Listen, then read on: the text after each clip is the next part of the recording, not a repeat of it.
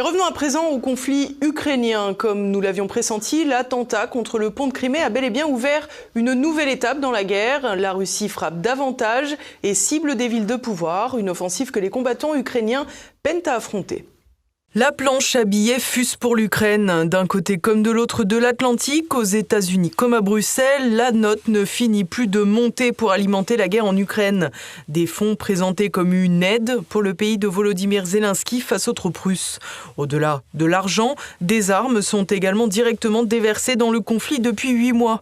Des équipements qui échappent régulièrement à leurs destinataires pour arriver parfois entre des mains peu recommandables. À cela s'ajoute aussi l'envoi massif de compétences. En effet, des agents occidentaux, envoyés notamment par l'OTAN, sont sur place depuis au moins 2014 pour former les esprits ou les combattants. De son côté, la France a fait savoir qu'elle allait former au moins 2000 soldats ukrainiens en France. Une nouveauté qui rend encore un peu plus difficile la position de non-belligérant qu'Emmanuel Macron continue d'affirmer.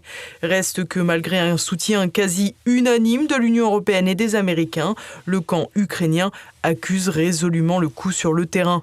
Une situation qui tranche pourtant radicalement avec le matraquage médiatique qui glosse sur des troupes russes en déroute depuis plusieurs mois.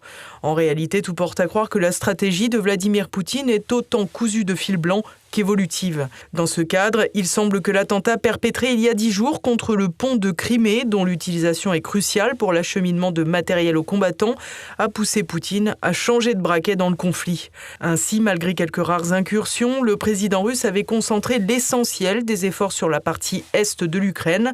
Désormais, les frappes contre des villes centrales, dont la capitale Kiev, se multiplient. Des drones kamikazes ou non seraient notamment utilisés pour détruire des lieux stratégiques de stockage logistique. Face à cela, l'Ukraine semble bien démunie. En témoignent ces images de policiers ukrainiens tentant d'éliminer les drones avec des tirs de fusil.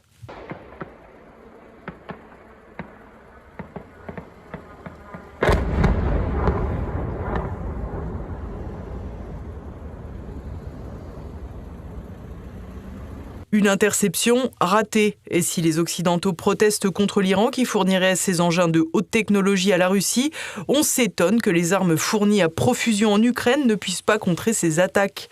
En réalité, tout porte à croire que l'OTAN déverse des armes et des munitions sur l'Ukraine depuis le début du conflit, mais les bras manquent.